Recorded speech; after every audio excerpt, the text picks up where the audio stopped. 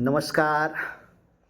आज हम लोग देवनागरी लिपि एवं उसकी विशेषताओं के बारे में पढ़ेंगे। जैसा कि हम लोग जानते हैं कि प्रत्येक भाषा की अपनी लिपि होती है जिसमें उस भाषा को लिखा जाता है। लिखित ध्वनि संकेत को लिपि कहते हैं। हिंदी जिस लिपि में लिखी जाती है उसे नागरी लिपि या देवनागरी लिपि कहा गया है। अंग्रेजी रोमन लिपि में लिखा जाता है, उर्दू फारसी लिपि में लिखा जाता है और तथा पंजाबी गुरुमुखी लिपि में लिखी जाती है। भारत में दो प्राचीन लिपियां हैं, ब्राह्मणी लिपि और खरोष्ठी लिपि। इसमें ब्राह्मणी लिपि से ही देवनागरी लिपि का विकास हुआ है। देवनागरी लिपि का प्रयोग हिंदी, मराठी, नेपाली भाषाओं को लिखने में होता है। इसके अतिरिक्त संस्कृत, प्राकृत, अपभ्रंश की भाषाएं भी देवनागरी लिपि में ही लिखी जाती है।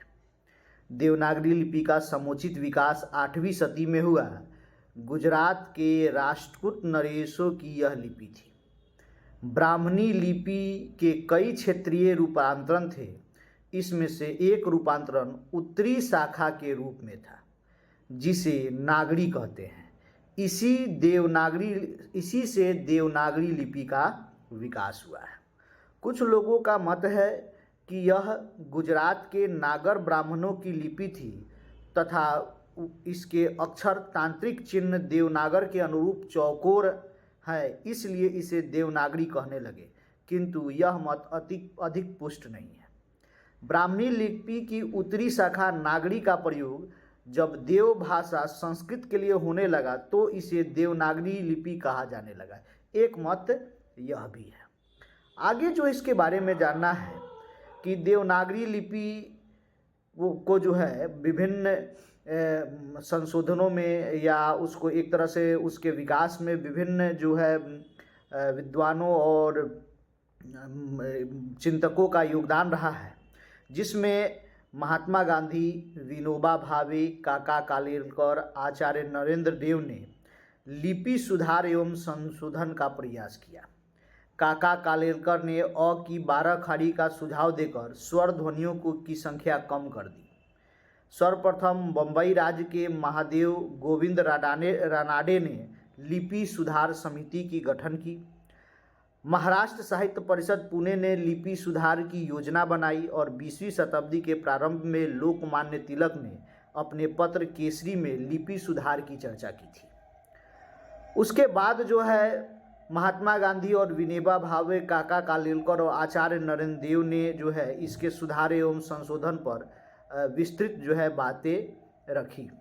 इसके अलावे डॉक्टर श्याम सुंदर दास का सुझाव था कि पंचम वर्ण के स्थान पर केवल अनुस्वार का प्रयोग किया जाए और श्रीनिवास जी ने सुझाव दिया कि लिपि से महाप्राण ध्वनियाँ निकाल दिया जाए और इसके स्थान पर अल्प प्राण ध्वनियों के नीचे कई चिन्ह लगाकर काम चलाया जाए। 5 अक्टूबर 1941 ईस्वी को हिंदी साहित्य सम्मेलन प्रयाग ने लिपि सुधार समिति की बैठक आयोजित की, जिसमें मात्राओं को उच्चारण क्रम में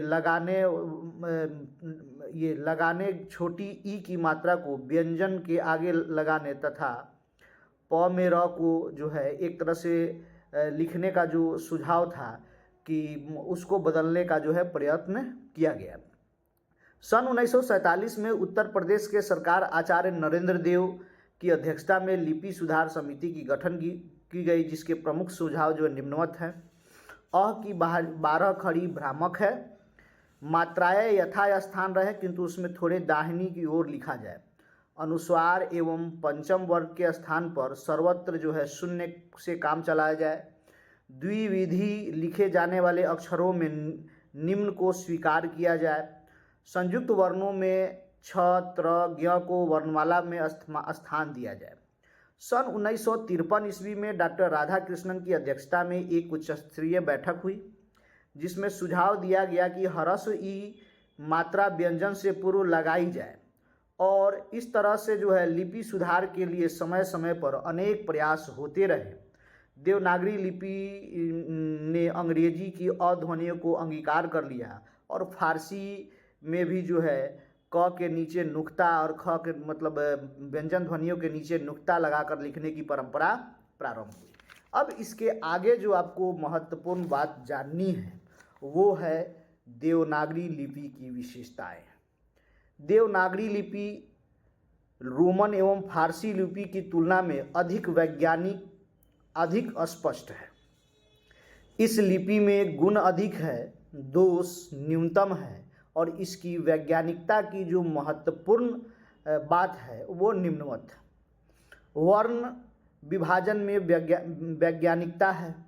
जैसे हिंदी की देवनागरी लिपि में कुल 52 वर्ण हैं और इसकी वर्णमाला जो है स्वर 11, अनुस्वार 1, विसर्ग 1, उसके अलावा व्यंजन में कंठय क ख ग 5, तालव्य च छ ज य तक 5, मूर्धन्य ट ठ ड ढ न 5, दंत त थ द ध न 5, ओष्ठ प फ ब भ म ये जो है 5, और उसके बाद अंतस्थ य र ल व ये 4, उष्ण व्यंजन तालाब स, मूर्धन स, दंत स ये जो है 4, संयुक्त व्यंजन छ, त्र, ज्ञ और स्र। इसके अलावा दुगिन व्यंजन बड़ी र और ढ। ये कुल 52 जो है व्यंजन ये वर्ण है ये देवनागरी लिपि में। और स्वर ध्वनियों के उच्चारण में किसी अन्य ध्वनि की सहायता नहीं ली जाती है। वायु मुख विवर में बिना अवरोध के बाहर निकलती है, किंतु व्यंजन ध्वनियों के उच्चारण में स्वरों की सहायता ली जाती है। व्यंजन वह ध्वनि है जिसके उच्चारण में भीतर से आने वाली वायु मुख विवर में कहीं न कहीं किसी न किसी रूप में बाधित होती है। दूसरी महत्वपूर्ण विशेषता है इस लिपि की, देवनागरी लिपि की, कि देवनागरी लिपि ध्वन्यात्मक लिपि न होकर अक्षरात्मक और वर्णनात्मक लिपि है। ये दूसरी महत्वपूर्ण बात जो है हम आप उसको रिपीट कर देते हैं, ध्यान से आप लोग वीडियो को देखिएगा तो ये याद हो जाना चाहिए कि देवनागरी लिपि ध्वन्यात्मक लिपि न होकर अक्षरात्मक या वर्णनात्मक लिपि है। तीसरी महत्वपूर्ण विशेषता है देवनागरी लिपि की कि समग्रता जो है, देवनागरी लिपि में समग्र ध्वनियों को अंकित करने की क्षमता है। रोमन लिपि में बड़ी न और छोटी न दोनों को लिखने के लिए एक ही वर्ण न है, जबकि देवनागरी लिपि में इसके लिए अलग अलग वर्ण चिन्ह हैं। उसी तरह से उच्चारण एवं एक लेखन में एक रूपता है देवनागरी लिपि में। यहाँ जो लिखा जाता है वही बोला जाता है। अगर अमर लिख रहे हैं तो अमर पढ़ेंगे, अगर सड़क लिख रहे हैं तो सड़क पढ़ेंगे। लेकिन देवनागरी लिपि में अनुच्चारित साइलेंट अक्षर नहीं होते हैं और इसकी तुलना में रोमन लिपि में कुछ शब्दों में साइलेंट वर्ण होते हैं जो लिखे तो जाते हैं मगर पढ़े नहीं जाते हैं या बोले नहीं जाते हैं। जैसे नाइफ लिखते हैं तो उसकी अंग्रेजी जो स्पेलिंग है वह KNIFE है। यह नाइफ पढ़ते हैं, के साइलेंट करके पढ़ते हैं नाइफ, लेकिन लिखते हैं KNIFE, जबकि हम देवनागरी लिपि में जो लिखते हैं वही पढ़ते हैं। उसी तरह से साइकोलॉजी लिखते हैं PSYCHOLOGY और P को साइलेंट करके साइकोलॉजी पढ़ते हैं, यानी P का उच्चारण नहीं करते हैं। मगर हम वही देखें देवनागरी लिपि में तो जो लिखते हैं वही पढ़ते भी हैं। नॉलेज लिखते हैं KNOWLEGE में K, W और D 3 साइलेंट ध्वनि है और इसको नॉलेज पढ़ते हैं। तो इस तरह से देवनागरी लिपि और रोमन लिपि की तुलना करके देखें तो उसकी तुलना में हमारी देवनागरी लिपि काफ़ी स्पष्ट और वैज्ञानिक लिपि है। इसमें जो कुछ भी लिखते हैं वही पढ़ते हैं। इसी की तुलना में अगर देखें तो रोमन लिपि अंग्रेजी की जो लिपि है उसमें लिखते कुछ और है और पढ़ते कुछ और है। यानी देवनागरी लिपि में लेखन और एक उच्चारण में एक रूपता है और यही इसकी वैज्ञानिकता को पुष्ट भी करता है। नियतता भी इस देवनागरी लिपि की एक महत्वपूर्ण विशेषता है। देवनागरी लिपि में प्रत्येक ध्वनि के लिए एक चिन्ह नियत होता है, जबकि रोमन में एक ही ध्वनि को लिखने के लिए कई विकल्प हैं, इसलिए वह वर्तनी की गलतियाँ होती है। देवनागरी में क ध्वनि को लिखने के लिए केवल एक ही वर्ण क है, जबकि रोमन लिपि में यह कई तरह से लिखी जा सकती है। जैसे कैट लिखते हैं तो यहाँ कैट के सी का मतलब जो होता है क होता है। उसके अलावे किंग लिखते हैं तो यहाँ पर जो है के से जो है क हो जाता है। इसके अलावा क्वीन लिखते हैं तो क्यू से यहाँ क हो गया, और केमिस्ट्री लिखते हैं तो सी से जो है यहाँ पर क हो गया। तो या क्रिकेट लिखते हैं तो क्रिकेट में भी सी से क का उच्चारण हो जाता है। तो इस तरह से अगर आप देखें तो हिंदी में क वर्ण को लिखने के लिए एक ही तरीका है, वही अंग्रेजी में क को लिखने के लिए अलग अलग जो है मतलब जो है तरीके से हम लिख सकते हैं।